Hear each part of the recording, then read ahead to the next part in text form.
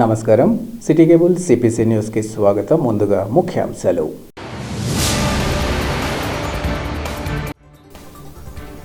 Kadapa market యార్డులో రక్షణ సంస్థ ఆధ్వర్యంలో వైభవంగా ముందస్తు సంక్రాంతి వేడుకలు. ప్రజలు సుఖ సంతోషాలతో వర్ధిల్లాలని ఉప ముఖ్యమంత్రి ఆకాంక్ష.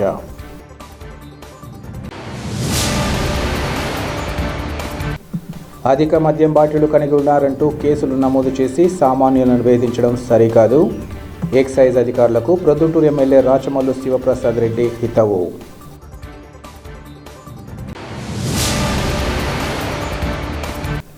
కడప నగరంలోని పలు ప్రాంతాలలో అభివృద్ధి పేరుతో వ్యాపారులను ఇబ్బందులకు గురి చేయడం తగదు. పనులు త్వరితగతిన పూర్తి చేయాలని కాంగ్రెస్ పార్టీ నగర అధ్యక్షుడు విష్ణుప్రీతం రెడ్డి డిమాండ్.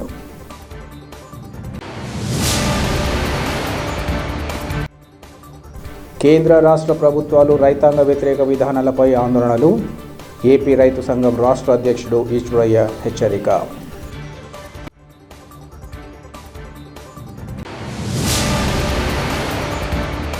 దేశవ్యాప్తంగా వైభవోపేతంగా నిర్వహించుకునే సంక్రాంతి పండుగ నేపథ్యంలో ఉల్లాసభరిత వాతావరణంలో ముందస్తు సంక్రాంతి వేడుకలు నిర్వహించుకోవడం సంతోషకరమని రాష్ట్ర ఉప ముఖ్యమంత్రి అంజద్ బాషా తెలిపారు. కడప నగరంలోని మార్కెట్ యార్డులో రక్షణ స్వచ్ఛంద సంస్థ అధ్యక్షులు సంపత్ కుమార్ చైతల్య ఆధ్వర్యంలో వ్యవసాయ మార్కెట్ యార్డు కమిటీ ఆవరణలో ముందస్తు సంక్రాంతి పండుగ సంబరాలు ఘనంగా నిర్వహించారు. తొలుత భోగి మంటలు వేసి అనంతరం ఏర్పాటు చేసిన ముగ్గులు, ఇతర ఆట పోటీలను ఉప ముఖ్యమంత్రి అంజద్ బాషా పరిశీలించి ముగ్గుల పోటీల్లో విజేతలకు బహుమతులు అందించారు. అనంతరం ఆయన మాట్లాడుతూ పండుగల్లో సంక్రాంతి పండుగకు విశిష్ట స్థానం ఉందన్నారు. ప్రతి ఒక్కరూ ఘనంగా నిర్వహించుకునే ఈ పండుగ సందర్భంగా మార్కెట్ యార్డు కమిటీ ఆధ్వర్యంలో నిర్వహించిన వేడుకలను పరిశీలిస్తే పండుగ ముందుగానే వచ్చినట్లు అనిపిస్తుందన్నారు. మహిళా మనులు తమలోని ప్రతిభా పాటవాలతో ముగ్గులను తీర్చిదిద్దిన తీరు ప్రశంసనీయమన్నారు. ఈ సందర్భంగా రాష్ట్ర ప్రజలతో పాటు తన కడప నియోజకవర్గ ప్రజలకు ముందస్తు సంక్రాంతి శుభాకాంక్షలు తెలుపుతూ అన్ని వర్గాల ప్రజలు సుఖ సంతోషాలతో వర్ధిల్లాలని ఆకాంక్షించారు. ఈ కార్యక్రమంలో market yard chairman Gangadevi, director బంగారు నాగయ్య యాదవ్, ఇతర డైరెక్టర్లు, వైసీపీ నేతలు సుబ్బారెడ్డి, కార్పొరేటర్లు జహీర్, షఫీ, మార్కెట్ యార్డ్ అధికారులు ఇంకా సిబ్బంది పాల్గొన్నారు. అందరికీ నమస్కారాలు. మరి సంక్రాంతిని పురస్కరించుకొని మరి ఇవాళ సంరక్షణ సంపత్ మరి చైతల్య గారి ఆధ్వర్యంలో మరి అదేవిధంగా మన మార్కెట్ యార్డ్ చైర్మన్ గారైన గంగాదేవి మరి వాళ్ళ భర్త గారైన బంగారు నాగయ్య గారి సహాయ సహకారాలతో మరి ఇక్కడ మార్కెట్ యార్డ్లో ముగ్గుల పోటీల కార్యక్రమాన్ని ఏర్పాటు చేయడం జరిగింది. మరి ఈ ముగ్గుల పోటీల్లో విజేతలుగా నిలిచిన 1, 2, 3 స్థానాలకు మరి ప్రైజ్లు కూడా ఇక్కడ డిస్ట్రిబ్యూషన్ చేయడం జరిగింది. మరి అదే కాకుండా ఎవరైతే ఈ ముగ్గుల పోటీలో పార్టిసిపేట్ అయిన వాళ్ళందరికీ కూడా మరి కన్సలేషన్ ప్రైజెస్ కూడా ఇవ్వడం జరిగింది. మరి అదే కాకుండా మరి కొన్ని ఆటల పోటీలు కూడా నిర్వహించడం జరిగింది.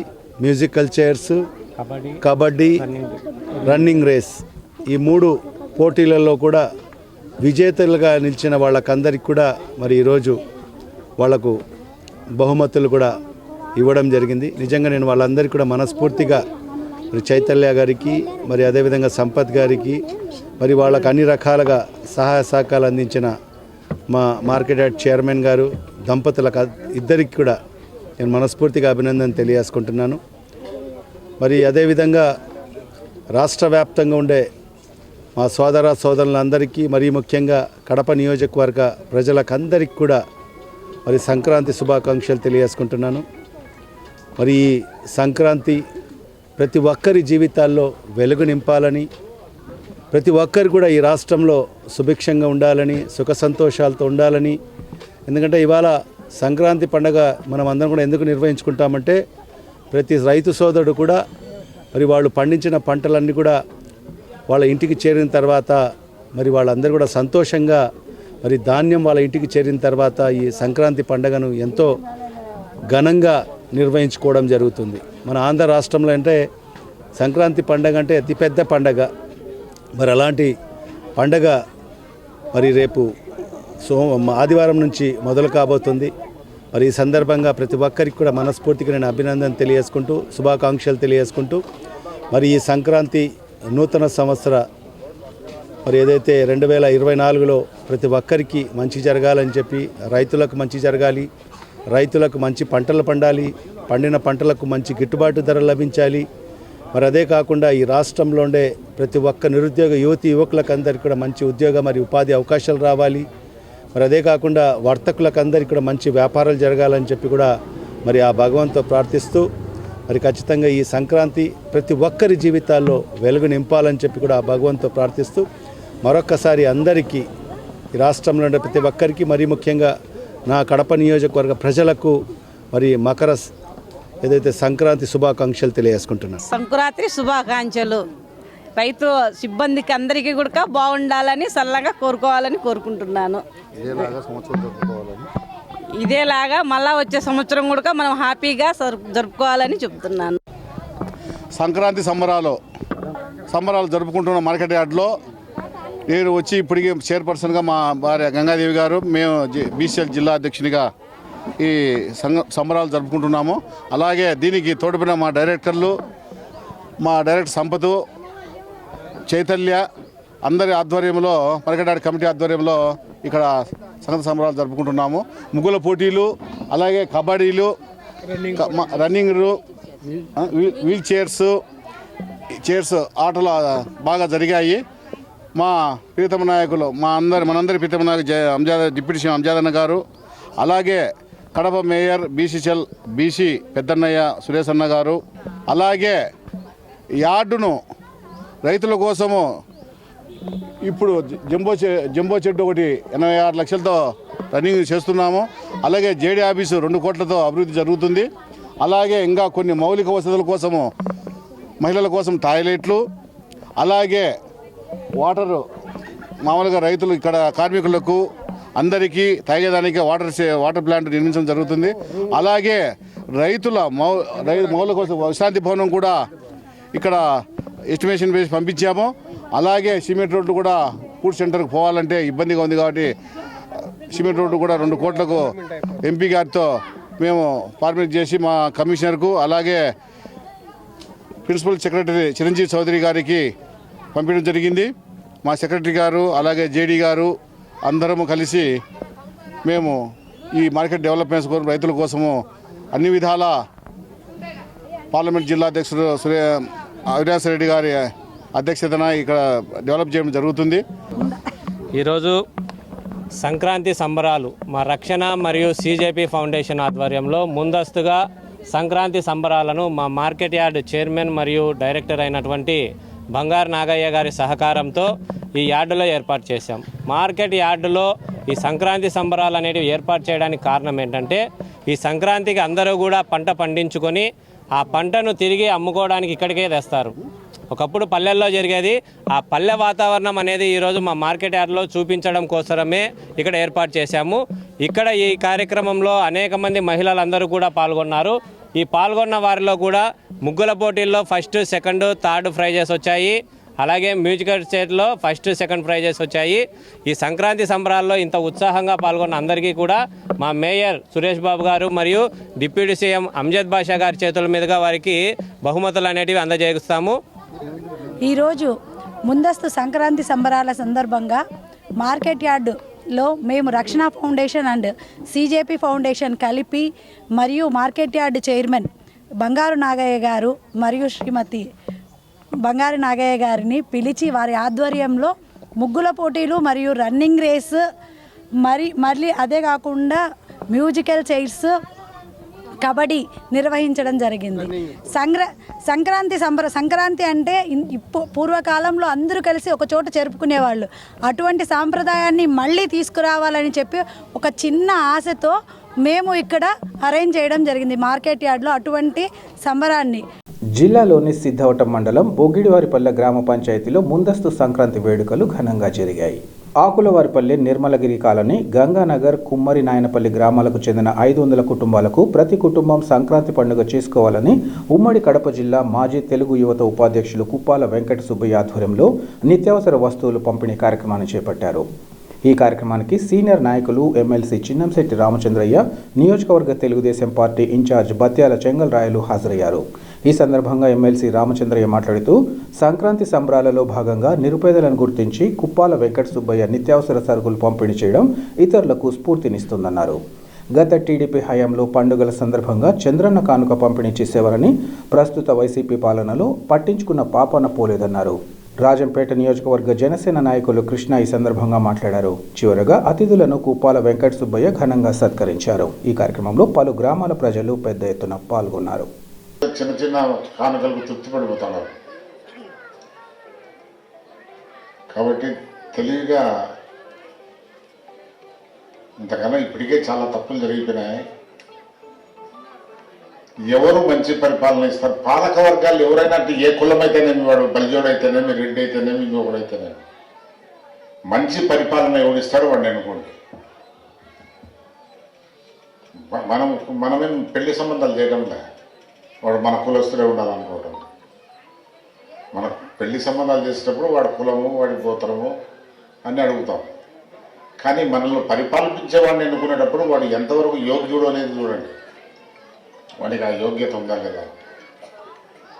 చాలాసార్లు ఆ యోగ్యతను చూడకుండా మీరు వాడు ధనవంతుడు, వాడు డబ్బు ఉంటే 4 సార్లు తింటే 4 సార్లు ఎరుగుతాడు. ఏమంతమందికి పని? ఇక్కడ మన బరువు మోస్తాడు వాడు పోయాడు. మతంతో నువ్వు ఇటువంటి పనులు చేస్తే తప్పకుండా నీ పైన కక్ష ఇబ్బంది పడి కష్టపడ్డ వాళ్ళు తప్పకుండా కక్ష తీసుకుంటారు. మీరు ఏదో ఈ జరిగే కార్యక్రమాలంతా ప్రజల డబ్బు వేరే డబ్బు వస్తుందనా? ఏ ఎమ్మెల్యే డబ్బేది, ఏ ఎంపీ డబ్బేది? వాళ్ళు మన డబ్బుతో సంపాదించుకుంటే ఆస్తులు సంపాదిస్తున్నారు. కాబట్టి మీరు తెలివిగా ఎవరైతే యోగ్యుడు, ఎవడైతే పనికి వస్తాడో, ఎవడైతే మన మంచి చూస్తాడో అటువంటి వాడిని అనుకోండి. కొంత లాభం కోసం నీళ్లు వదలకుంటే అది ప్రాజెక్టు కొట్టుకుంది, ఎంతమంది చచ్చిపోయింది. మీరు చూడండి ఎందుకు అది జరిగింది తెలుసునా? మీకు తెలుసు, కానీ మీరు బయటికి పడలేరు. కేవలం ఒక వ్యక్తి లాభం కోసం ఆ నీళ్ళు వదలాల్సిన టైంలో వదలక అవన్నీ ఎక్కువైపోయి ఒక్కసారి కట్ట తెగిపోతే ప్రాణాలు పోయాయి చాలామంది. ఇటువంటి ప్రజా సంక్షేమం దృష్టిలో పెట్టుకోకుండా పరిపాలించేటువంటి వ్యక్తులు ఉండకూడదు. మనం మంచి వ్యక్తులను అనుకోండి. మీ భూమి మీ పేరుతో ఉంటే రైతు అనేవాడికి భార్య పిల్లల తర్వాత భూమితోనే సంబంధం, అవినాభావ సంబంధం. అటువంటి భూమి పైన హక్కులు కూడా లేకుండా చేస్తున్నారు. ఇది ఖల్నాయకులు చేసే పని.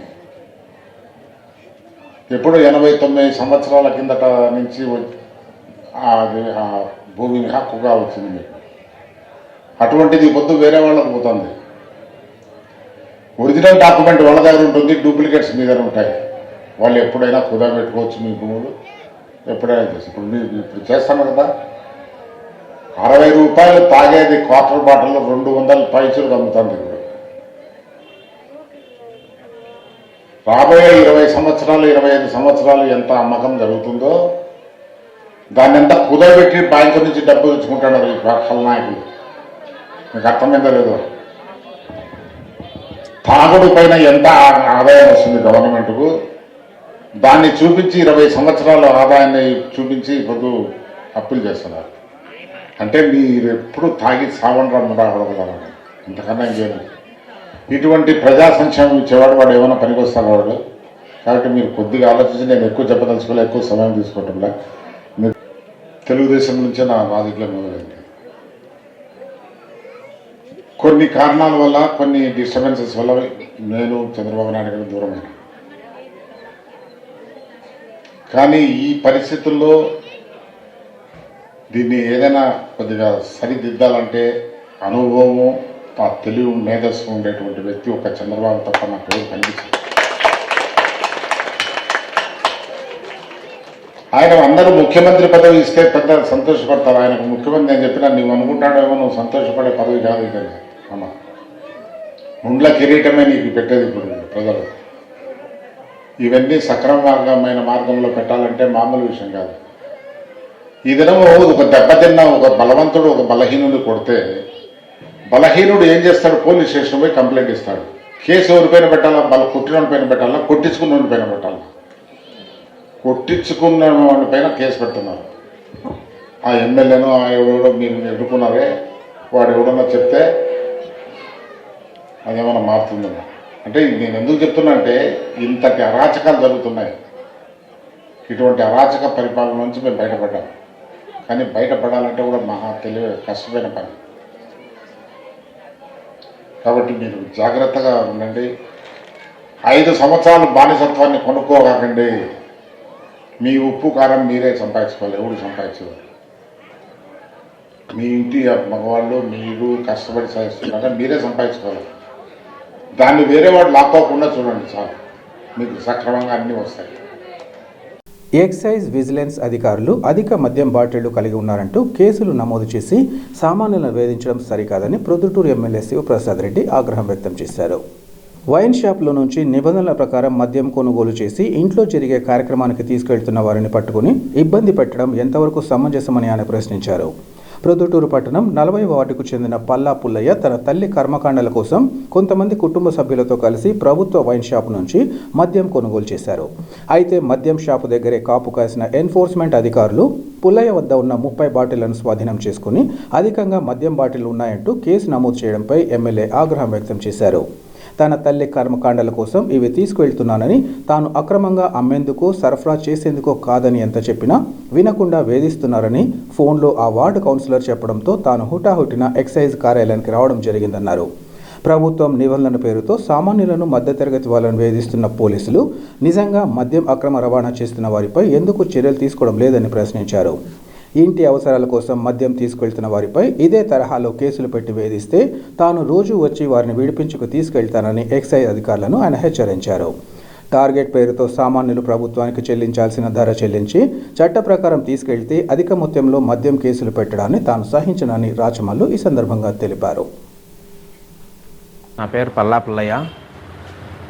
మేము వచ్చేసి 4వ వార్డు 4/1203 డోర్ నెంబర్ ఇంట్లో నివాసం ఉన్నాము. మేము బీసీబీ తొగట. జనవరి 3వ తేదీ మా మదర్ గారు చనిపోయారు, మా అమ్మగారు. ఈరోజు 9వ రోజు కాబట్టి ఈరోజు పెద్ద కర్మ చేస్తున్నాము మా ఇంట్లో.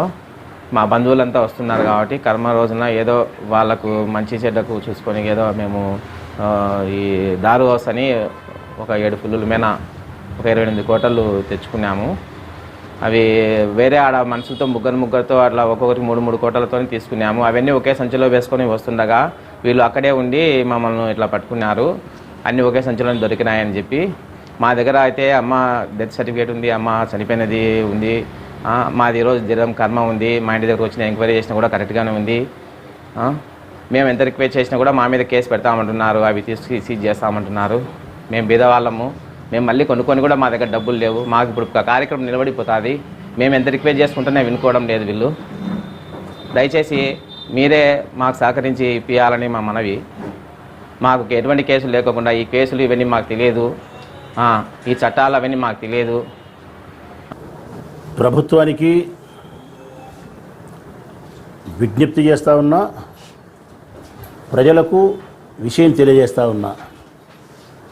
ప్రభుత్వ అధికారులకైతే, ఎక్సైజ్ ప్రభుత్వ అధికారులకైతే హెచ్చరికే చేస్తూ ఉన్నా.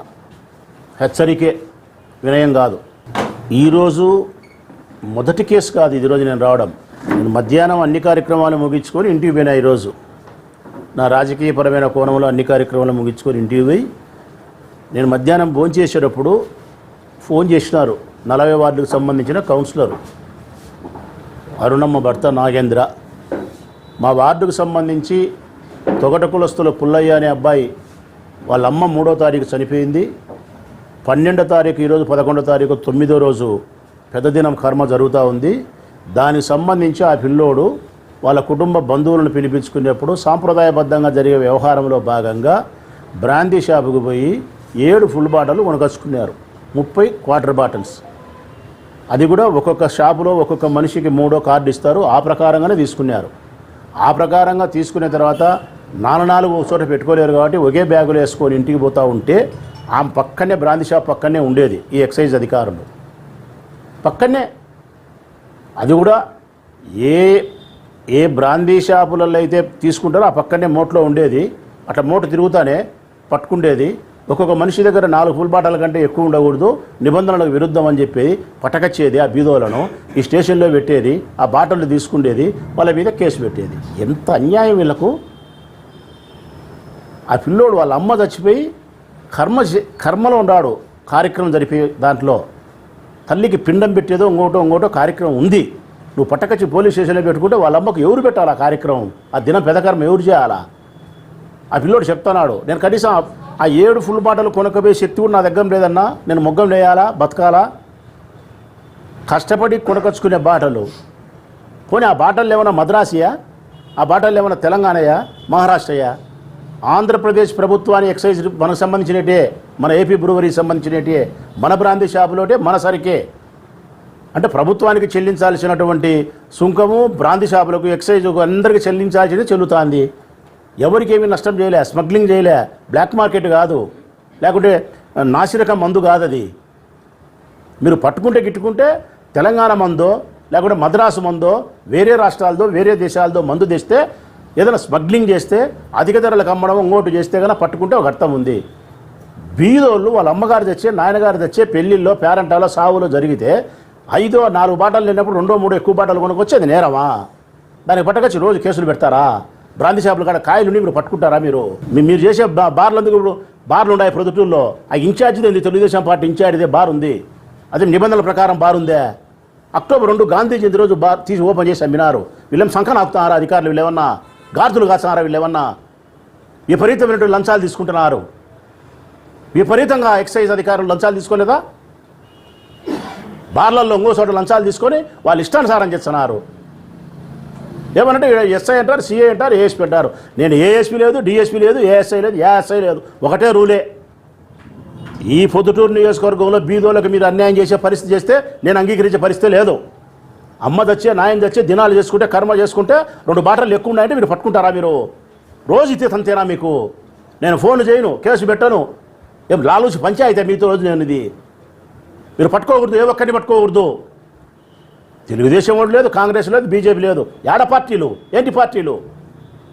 సామాన్యమైన ప్రజలు, వాళ్ళు కష్టం చేసుకొని బతికే వాళ్ళు. అసలు పూర్తి అన్యాయం వీళ్ళది. బ్రాందీ షాపుల కాడ కాయలు ఉండడం ఏంది, పట్టుకుండేది ఏంది? ఏమన్నట్టు ఆయన ఎస్ఐని అడిగితే మా మంత్ ఎండింగో లేకుంటే జనవరి 1 ఇంకోటో మా మీద ప్రెజర్ ఉంది, కేసులు పెట్టాలా? ఎవరు మిమ్మల్ని ప్రెజర్ చేసేది? కేసులు పెట్టాలా? పెట్టండి కేసులు అందరి మీద. ఒక్కొక్కరి మీద మీ దగ్గర 7 బాటలు 8 బాటలు పెట్టుకొని కేసులు పెట్టండి. పెట్టాల్సిన బారోల మీద పెట్టారు. ఇంతకుముందు కూడా చాలాసార్లు చెప్పినా నేను, ఎక్సైజ్ అధికారులకు పిలిచి ఇదంతా నేను ఆర్ఎన్బి గెస్ట్ హౌస్లో చెప్పినా. అన్యాయం. సామాన్య ప్రజలకు సంబంధించిన జీవన విధానానికి భంగం కలిగించే చర్యలు మీరు చేయొద్దు. మీ యొక్క విచిత్రమైనటువంటి చట్టాలు, రూల్స్ల వల్ల వాళ్ళకు బాధ కలిగించొద్దు, వాళ్ళ పేదరికమైన బతుకులకు బాధ కలిగించొద్దు చెప్పినా నేను. పై అధికారులకు ఫిర్యాదు కాదు చేయాల్సింది, పై అధికారులే వీళ్ళకి ఆజ్ఞాపిస్తున్నారు. ఈడుండే ఎస్ఐ తప్పు కాదు, ఈడుండే సీఐ మోహన్ రెడ్డి తప్పు కాదు. ఈ ఎస్ఐని, సిఐ మోహన్ రెడ్డిని ఆజ్ఞాపించేది పై అధికారులు. మారాల్సింది పై అధికారులే. పై అధికారులపైన నా యుద్ధం ఇది. పేదవాని కోసం పై అధికారులపైన నా పోరాటం. ప్రతిరోజు మీరు పట్టుకో, ప్రతిరోజు ఇంటికి వస్తా, ఇన్నే కూర్చుంటా. ఇప్పుడు తను పంపించిన, ఇంటికి పంపించిన, రేపు పంపిస్తా. మీరు పట్టుకుంటే మీరు పట్టుకోండి, నేను ఇంటికి పంపిస్తాను. నేను ఇది పేదవానికి జరుగుతుండే అన్యాయం నేను చెప్పింది. ఇక వీళ్ళు ఎక్సైజ్ అధికారులు చేసే తప్పులు, వీళ్ళు డబ్బు సంపాదించడానికి ఎన్నుకునే అక్రమమైన మార్గాలు పై అధికారుల దగ్గర నుంచి కింది వరకు. మొదటిది, ప్రతి ఊర్లోనూ ఇతర రాష్ట్రాలకు సంబంధించిన మద్యం అక్రమంగా తెచ్చి బ్లాక్ మార్కెటింగ్ చేస్తూ ఉంటే వీళ్ళు పట్టుకోరు. నెలసరి మామూలు. 2, ప్రభుత్వానికి సంబంధించిన బ్రాందీ షాపుల్లో కొనుక్కునే బీరు బాటళ్ళు, డిమాండ్ ఉండే బ్రాండ్కు సంబంధించిన బాటళ్ళు అవి బార్లకు చేరుతాయి, ప్రైవేటు వ్యక్తుల బార్లకు. అక్కడ అధిక ధరకు అమ్ముతారు. 3, బార్లు బాగా జరగాలని చెప్పి ప్రభుత్వానికి సంబంధించిన బ్రాందీ షాపులను గంట ముందే మూస్తారు. ప్రైవేటు వ్యక్తులకు సంబంధించిన బార్లు నియమ నిబంధనలకు విరుద్ధంగా లైసెన్సులు ఇస్తారు. నియమ నిబంధనలకు విరుద్ధంగా అక్రమ మద్యమాన్ని అమ్ముతారు. నియమ నిబంధనలకు విరుద్ధంగా అధిక ధరలకు అమ్ముతారు. నియమ నిబంధనలకు విరుద్ధంగా బ్రాందీ షాపులలో ఉండబడిన బాటలు బార్లో కూర్చొని తాగుతారు. ఇది ఇంకా పెద్ద కేసు. ఇవన్నీ తెలిసి వీళ్ళకు అధికారులకు, ఎక్సైజ్ అధికారులకు ఇవన్నీ జరుగుతాయి. కారణం వీళ్ళు డబ్బు సంపాదించుకోవాలా, వీళ్ళు మామూలు తీసుకోవాలా, వీళ్ళు చేసే పనికిమాలిన పనులు అన్నీ చేయొచ్చు. బీదోడు మంచి వాళ్ళ అమ్మ చచ్చిపోయి 4 బాటలు తీసుకుపోవాల్సినోడు 7 బాటలు తీసుకపోతే నేరమంట. రోజు పట్టుకుంటున్నారు. అది బ్రాందీ షాపుల కాడ కాయలుండి బ్రాందీ షాపులతో మాట్లాడుకొని వీళ్ళే బ్రాందీ షాపులు కాబట్టి ఒక రకమైన అన్యాయం వీళ్ళు చేయడంలే, ఒక రకమైన ఆదాయం కోసం ప్రయత్నించడంలే. ఒకవైపు వీళ్ళు తప్పు చేస్తూ మరొక వైపు పేదవాన్ని బాధ పెట్టే ప్రయత్నం చేస్తున్నారు. ప్రత్యక్షంగా జగన్మోహన్ రెడ్డి గారి ప్రభుత్వంలో ప్రత్యక్షంగా 2,50,000 కోట్ల రూపాయలు ధనం పేదవాళ్ళకి ఇస్తే లంచగొండితనం లేదు. జగన్మోహన్ రెడ్డి ప్రభుత్వం ప్రత్యక్షంగా ఏ పనులు అయితే చేస్తాదో అందులో లంచగొండితనం లేదు. జగన్మోహన్ రెడ్డి ప్రభుత్వం ప్రత్యక్షంగా కాకుండా పరోక్షంగా నడిపించే కార్యక్రమాలకు ఆయన కాయలుంటాడా? దిట్టడాలకు కాయలుంటాడా? ఉండడు. అటువంటి సార్లు వీళ్ళు అవినీతి. ముఖ్యమంత్రి గారేమో 2,50,000 కోట్ల రూపాయలకు సంబంధించిన డబ్బును పేదవాళ్ళకి ఇచ్చే రూపాయి కూడా అన్యాయం లేదు, అక్రమం లేదు, దళారీ వ్యవస్థ లేదు, లంచగొండితనం లేదు, మిస్యూజ్ లేదు. పరోక్షంగా ప్రభుత్వం అధికారులపైన నడిపించే వ్యవహారంలో మాత్రం ఇట్లా చేస్తారు వీళ్ళు. మా ప్రభుత్వానికి చెడ్డ పేరు తెచ్చేదానికి ఉండారు వీళ్ళు, మా ప్రజలను బాధ పెట్టేదానికి ఉండారు వీళ్ళు. వీళ్ళ మీద చర్యలు తీసుకోవాల్సిన అవసరం ఎంతైనా ఉంది. కడప నగరంలోని పలు ప్రాంతాలలో అభివృద్ధి పేరుతో వ్యాపారులను ఇబ్బందులు గురి చేయడం ఏమాత్రం సమంజసం కాదని కాంగ్రెస్ పార్టీ నగర అధ్యక్షులు విష్ణుప్రీతం రెడ్డి తెలిపారు. కడప నగరంలోని దేవునిగడప రోడ్డులో రోడ్డు విస్తరణ పేరుతో తీసిన గుంతలు, కాలువలను విష్ణుప్రీతం రెడ్డి ఇతర కాంగ్రెస్ పార్టీ నాయకులతో కలిసి పరిశీలించారు. ఈ సందర్భంగా ఆయన మాట్లాడుతూ గత 4 నెలలుగా ఈ ప్రాంతంలోని వ్యాపారులు తమ దుకాణాలను మూసివేయడంతో ఆయా కుటుంబాలు తీవ్ర ఇబ్బందులు పడుతున్నాయన్నారు. ఒకవైపు వేలాది రూపాయలు బాడుగలు చెల్లిస్తూ మరోవైపు దుకాణాలు తెరవకుండా వారు ఎలా జీవిస్తారని ప్రశ్నించారు. ఒక్కో వ్యాపారుడు నెలకు ₹1,00,000 వరకు నష్టపోతుంటే కమిషనర్కు పట్టడం లేదని అన్నారు. సర్కిళ్లను అందంగా తీర్చిదిద్ది అభివృద్ధి చేశామంటున్న కమిషనర్ వ్యాపారుల కష్టాలు పట్టించుకోకపోవడం తగదన్నారు. ఈ విషయంగా కమిషనర్ను కలిసి నష్టపోయిన వ్యాపారులకు నష్టపరిహారం ఇవ్వాలని కోరుతామన్నారు. రానున్న కాలంలో ఈ పనులు త్వరితగతిన పూర్తి చేయకపోతే కాంగ్రెస్ పార్టీ తరపున ఉద్యమించాల్సి వస్తుందని ఆయన హెచ్చరించారు. ఈ కార్యక్రమంలో పలువురు కాంగ్రెస్ పార్టీ నాయకులు, స్థానిక వ్యాపారులు పాల్గొన్నారు. ఈరోజు కడపలో ఏదో అభివృద్ధి చేస్తున్నా అని కమిషనర్ గారు చెప్తా పోతా అంటే మేము కూడా చాలా రోజుల నుంచి వెయిట్ చేశాము. ఈ అభివృద్ధి ఎలా జరుగుతుందో చూస్తూ ఉన్నాము. కానీ ఇక్కడ పరిస్థితులు చూస్తుంటే గత 4 నెలల నుంచి ఏ షాపు కూడా తెరుచుకునే పరిస్థితి లేదు, ఏ వ్యాపారం కూడా జరిగే పరిస్థితి లేదు. కమిషనర్ గారు అభివృద్ధి అంటే సర్కిళ్ళల్లో విగ్రహాలు పెట్టి దానిలో పూల చెట్లు పెట్టి దాన్ని అభివృద్ధి చేస్తే కడపంతా అభివృద్ధి అయిందని ఆయన ఫీల్ అవుతున్నారేమో. కానీ ఇక్కడ వ్యాపారస్తులు పడుతున్న బాధలు చూస్తుంటే నిజంగా వర్ణాతీతం. ఒక్కొక్కరు నెలకు 20,000 రూపాయలు బాడిగలు కట్టి అలాగే కూలిగా మనుషులకి 20,000 ఇచ్చి దగ్గర ₹1,00,000 రూపాయలు నెలకు నష్టపోతూ ఉంటే కమిషనర్ గారికి కనపడడం లేదు. ఎంతసేపు ఉన్నా సర్కిల్ అభివృద్ధి చేసి నేను అభివృద్ధి చేశానని చెప్పుకునే కమిషనర్ గారికి సూటిగా ఒకటే ప్రశ్న. 24వ తేదీ ముఖ్యమంత్రి గారు వచ్చినప్పుడు హడావిడిగా రాత్రింబవళ్ళు పనులు చేసి ఆ సర్కిల్ పూర్తి చేశారే ముఖ్యమంత్రి వారి మెప్పు కోసము. మరి ఇక్కడ పేదవారు పడుతున్న కష్టాలు మీకు కనిపించడం లేదా కమిషనర్ గారు? నిజంగా మీరు మొదట వచ్చినప్పుడు ఒక ఐఏఎస్ అధికారి కమిషనర్ అయ్యారు, ఎంతో ఆనందపడ్డాను. ఇప్పుడు చూస్తుంటే గత 20 రోజుల నుంచి ఇక్కడ ఎటువంటి పని ముందుకు కదలే పరిస్థితి లేదు. మరి ఇవన్నీ గమనిస్తున్నా కమిషనర్ గారిని రేపోమన్నాడో కలుస్తాము, కలిసి మా రిప్రజెంటేషన్ ఇస్తాము. ప్రతి షాపు వారికి దగ్గర 3 నుంచి 10 లక్షలు నష్టపోయారు, వారికి ఏ విధంగా మీరు కాంపన్సేషన్ ఇస్తారు, వారు నష్టపోయిన దానికి నష్టపరిహారం ఏ విధంగా చెల్లించగలుగుతారని అడుగుతాము. ఒకవేళ ఈ పనులు త్వరగా పూర్తి చేయకపోతే రాబోయే కాలంలో కమిషనరేట్ ముట్టడి చేస్తాము, కార్పొరేషన్ ముట్టడి చేస్తాము. ఖచ్చితంగా ఈ పనులు 15 రోజుల్లో పూర్తి చేసి వీరికి ఎక్కడ కూడా దారి ఇచ్చి ఎక్కడ చూసినా ఈ చెత్తాచెరాన్ని తొలగించి ప్రతి షాపును ఈజీగా పోయేదానికి ఒక వే ఏర్పాటు చేయకపోతే మాత్రం కమిషనర్ గారికి మేము కాంగ్రెస్ పార్టీ తరఫున డైరెక్ట్గా హెచ్చరిస్తున్నాము. మీరు ఈ అలసత్వాన్ని మీ కాంట్రాక్టర్ ద్వారా భర్తీ చేస్తారో, కాంట్రాక్టర్ని మీరు అరుస్తారో, ఏం చేస్తారో మాకు తెలియదు. 15 రోజుల్లో ఈ పనులన్నీ పూర్తి కావాలి, లేకపోతే కాంగ్రెస్ పార్టీ తరఫున మహాధర్నా పెడతాము. ఖచ్చితంగా ప్రతి ఒక్క వ్యాపారస్తుని కలుస్తాము, ప్రతి ఒక్క వ్యాపారస్తునితో మాట్లాడుతున్నాము. అందరినీ కలుపుకొని కమిషనర్ గారిని ఖచ్చితంగా ముట్టడిస్తాము. రైతాంగం ఎదుర్కొంటున్న సమస్యలను కేంద్ర రాష్ట్ర ప్రభుత్వాలు సత్వరమే పరిష్కరించి వారిని అన్ని విధాలా ఆదుకోవాలని ఏపీ రైతు సంఘం రాష్ట్ర అధ్యక్షులు ఈశ్వరయ్య డిమాండ్ చేశారు. కడప నగరంలోని వైఎస్ఆర్ మెమోరియల్ ప్రెస్ క్లబ్లో ఏర్పాటు చేసిన విలేకరుల సమావేశంలో ఆయన మాట్లాడారు. ఈ నెల 8, 9, 10 తేదీలలో రాజమండ్రిలో ఏపీ రైతు సంఘం రాష్ట్ర 18వ మహాసభలు ఘనంగా జరిగాయన్నారు. ఈ సభల్లో తనను రాష్ట్ర అధ్యక్షుడిగా ఎన్నుకోవడంపై ప్రతి ఒక్కరికి కృతజ్ఞతలు తెలిపారు. ఈ సందర్భంగా ఆయన మాట్లాడుతూ మహాసభల్లో రాష్ట్రంలో, దేశంలో రైతాంగం ఎదుర్కొంటున్న సమస్యలపై అనేక తీర్మానాలు చేసి కార్యాచరణ రూపొందించుకోవడం జరిగిందన్నారు. ప్రస్తుత పాలకులు తమది రైతు ప్రభుత్వమని, వ్యవసాయాన్ని పండుగ చేస్తామని చెప్పి రైతాంగాన్ని పట్టించుకోకపోవడం తగదన్నారు. దేశంలోని ప్రస్తుత ప్రభుత్వాల హయాంలో రైతులు అనేక సమస్యలు ఎదుర్కొంటున్నా పట్టినట్లు వ్యవహరించడం సరికాదన్నారు. అలాగే పంటలకు ప్రాణాధారమైన పెండింగ్ ప్రాజెక్టుల పూర్తికి తగిన చర్యలు తీసుకోకపోవడాన్ని తీవ్రంగా ఖండిస్తున్నట్లు చెప్పారు. ఇటువంటి తరుణంలో ఏపీ రైతు సంఘం కేంద్ర, రాష్ట్ర ప్రభుత్వాల వైఖరిపై భవిష్యత్తులో పెద్ద ఎత్తున పోరాటాలు చేసేందుకు ప్రతినబూనిందని తెలిపారు. ఈ కార్యక్రమంలో పలువురు రైతు సంఘ ప్రతినిధులు, రైతులు పాల్గొన్నారు. ఈ నెల 8, 9, 10 తారీఖుల్లో రాజమండ్రిలో జరిగినటువంటి ఆంధ్రప్రదేశ్ రైతు సంఘం ఏఐకేఎస్ రాష్ట్ర 18వ మహాసభలు చాలా ఘనంగా జరిగాయి. ఈ మహాసభల్లో ఈ రాష్ట్రంలో, ఈ దేశంలో రైతాంగం ఎదుర్కొన్నటువంటి సమస్యలపైన అనేక తీర్మానాలను చేయడం జరిగింది. అందులో ప్రధానంగా 35 తీర్మానాలను రాష్ట్ర మహాసభలు 3 రోజుల పాటు చర్చలు చేసి ఆమోదించి భవిష్యత్ పోరాట కార్యక్రమానికి పిలుపునివ్వడం జరిగింది. ఈ మహాసభల్లో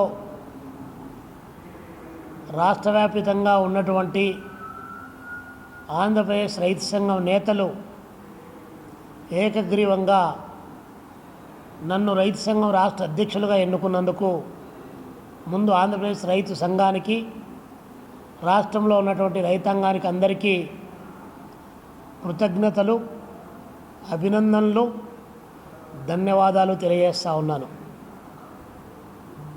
రాష్ట్రంలో వ్యవసాయాన్ని పండుగ చేస్తానని చెప్పి రాష్ట్ర వ్యాప్తంగా రైతాంగాన్ని అన్ని విధాలా ఆదుకొని వ్యవసాయ రంగంలో ఉత్పత్తిని పెంచి రాష్ట్ర ఆర్థికాభివృద్ధిలో వారిని భాగస్వాములు చేస్తానని చెప్పి ప్రకటించినటువంటి రాష్ట్ర ముఖ్యమంత్రి జగన్మోహన్ రెడ్డి గారు ఈరోజు వ్యవసాయ రంగంలో రైతాంగం పడుతున్నటువంటి ఇబ్బందుల గురించి, వారి బాధల గురించి సరిగా పట్టించుకునేటువంటి పరిస్థితి రాష్ట్రంలో లేనటువంటి పరిస్థితి కళ్ళ ముందు కనిపిస్తూ ఉంది.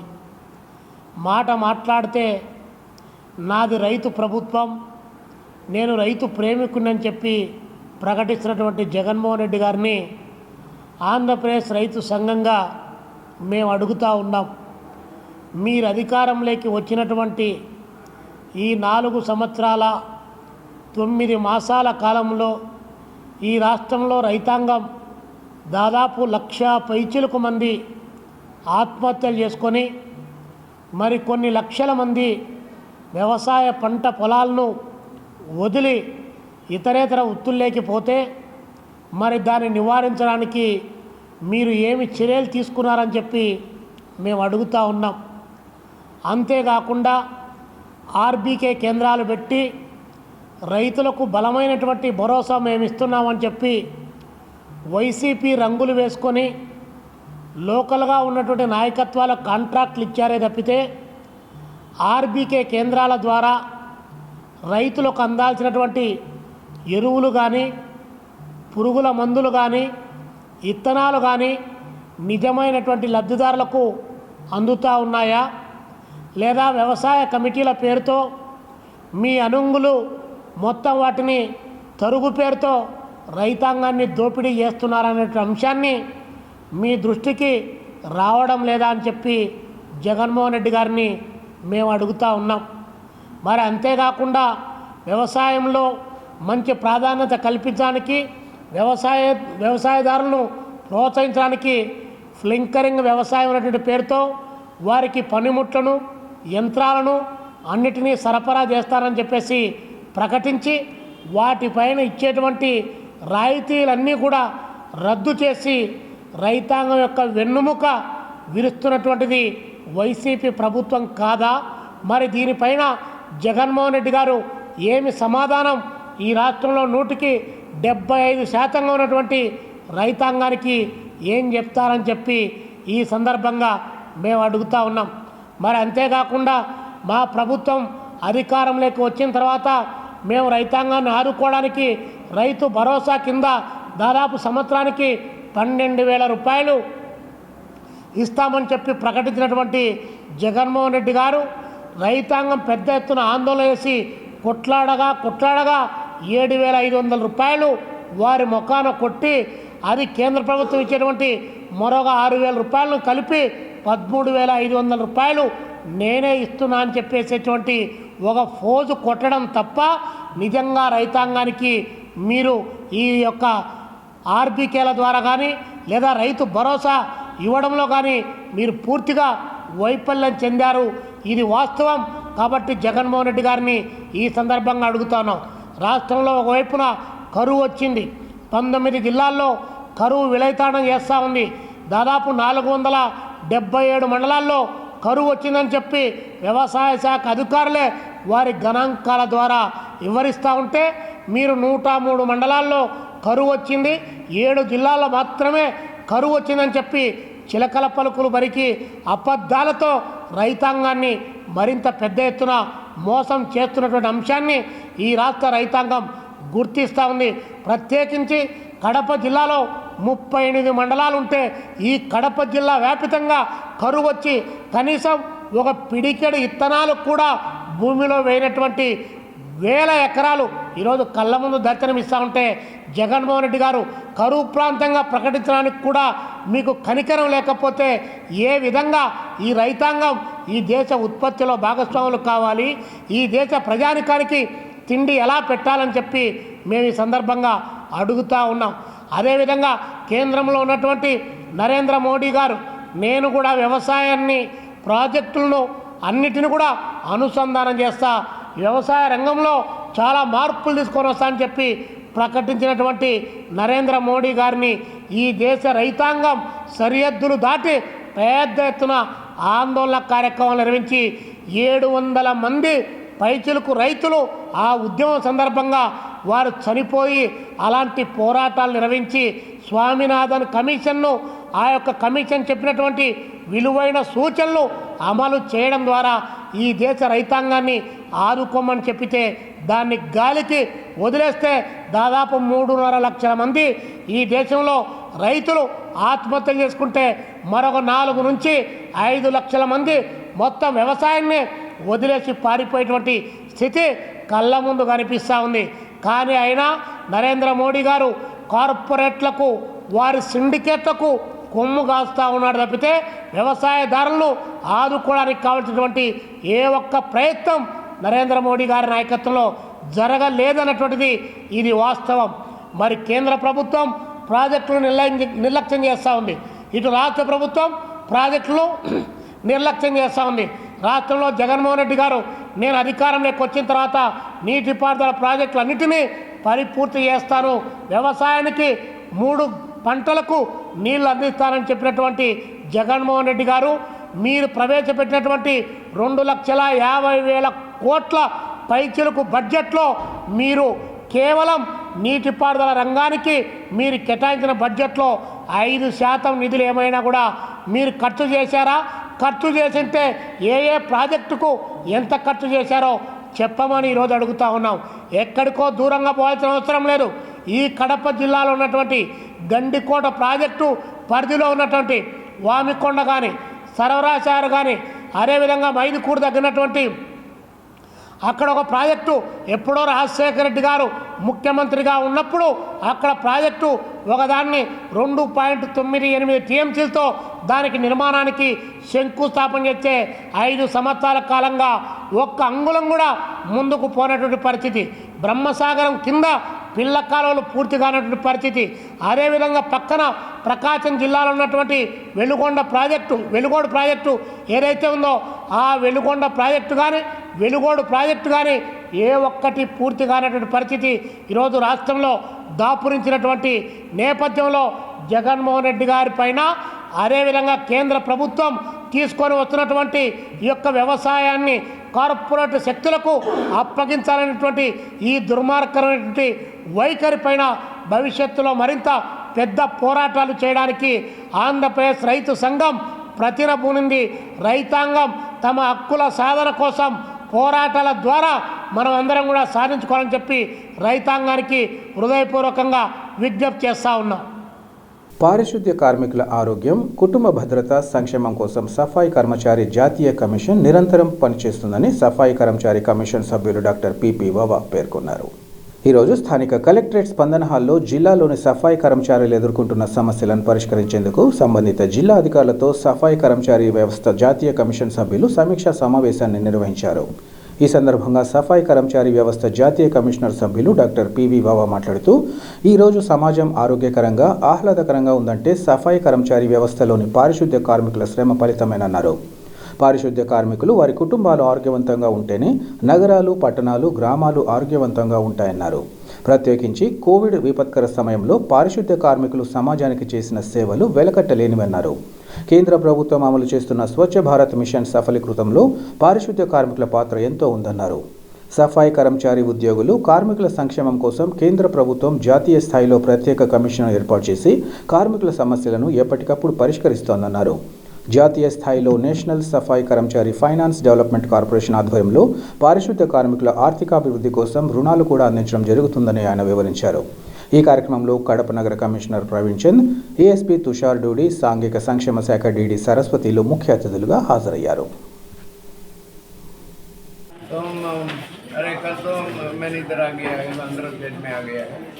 मैंने वन डिस्ट्रिक्ट में रिव्यू किया. सेकंड इधर आ गया है, कड़पा में आ गया. नंदियाल में मैंने रिव्यू किया. सेकंड इधर आ गया. अच्छी तरह काम ये किया है. Credit goes to CM because हमारे पास हमारा प्रधानमंत्री का पैसा पूरा यूटिलाइज किया है. स्ट्रिक्ट सेंस उसने यूटिलाइज किया है.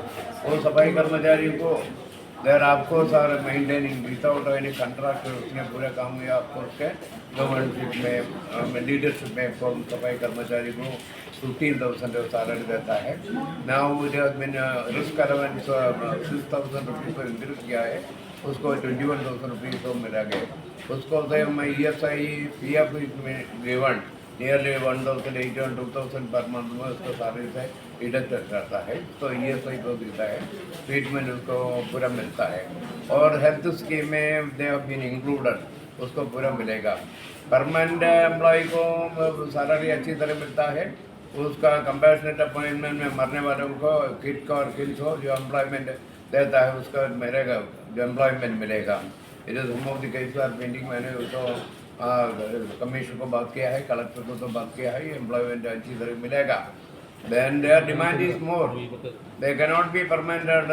सरकार की प्रॉब्लम है. I cannot say anything. Anyway उसका नेता को तो मैंने बात किया है, सीएम को तो बात किया है. Their matter is now you have been seen in the paper and media. Government has taken it as a very serious issue. 9-member committee will be appointed. From the newspaper I came to know their issue will be studied at breadth and length. Very lenient view. हमारे सरकार ने उसका Andhra government ने कह देगा. All the collectors are very actively cooperating with our. Now the financial status and the social status of the Safai Karmachari has to be revised and improved. For that, the bank has been instructed to implement the scheme. 85 main schemes we have separated. Bank will make an awareness काम with the Safai Karmachari के और उसका Safai Karmachari को dependent को हम तो 85 schemes से propose किया है. Because by any type of work they can very well start. Suppose some of them want to start a mechanical workshop.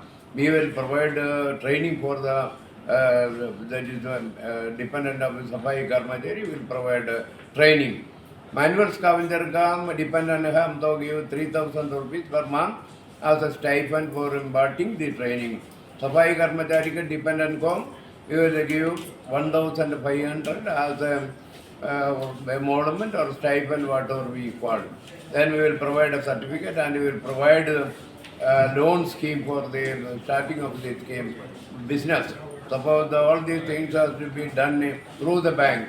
So the banks have been instructed, don't insist on salary certificate for getting loan. They have been told to avoid this security system. No security, nobody will stand as a surety. No collateral security is needed. No need of margin money. Without observing all things, they are not in a position. हमारे सफाई कर्मचारी है बहुत पूरा आदमी है, उसका 15,000 का सैलरी मिलता है, अभी 21,000 मिलता है.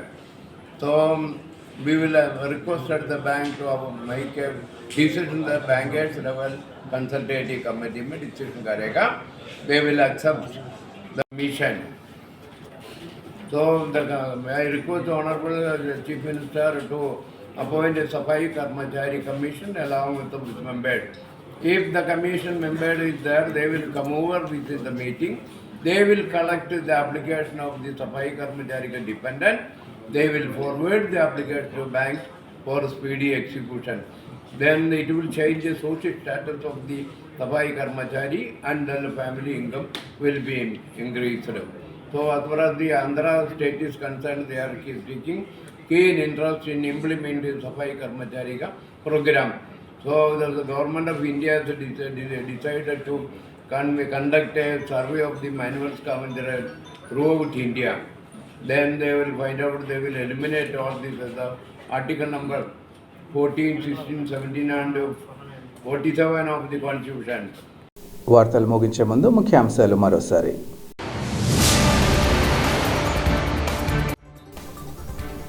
కడప మార్కెట్ యార్డులో రక్షణ సంస్థ ఆధ్వర్యంలో వైభవంగా ముందస్తు సంక్రాంతి వేడుకలు. ప్రజలు సుఖ సంతోషాలతో వర్ధిల్లాలని ఉప ముఖ్యమంత్రి ఆకాంక్ష.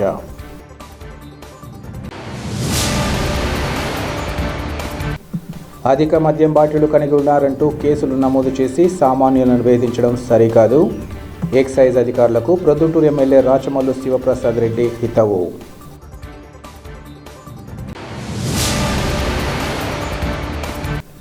కడప నగరంలోని పలు ప్రాంతాలలో అభివృద్ధి పేరుతో వ్యాపారులను ఇబ్బందులకు గురి చేయడం తగదు. పనులు త్వరితగతిన పూర్తి చేయాలని కాంగ్రెస్ పార్టీ నగర అధ్యక్షుడు విష్ణుప్రీతం Reddy demand.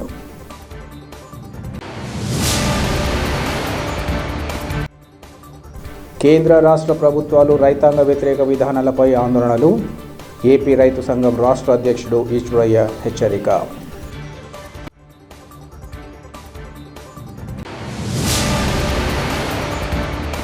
City cable CPC news ఇంతటితో సమాప్తం. నమస్కారం.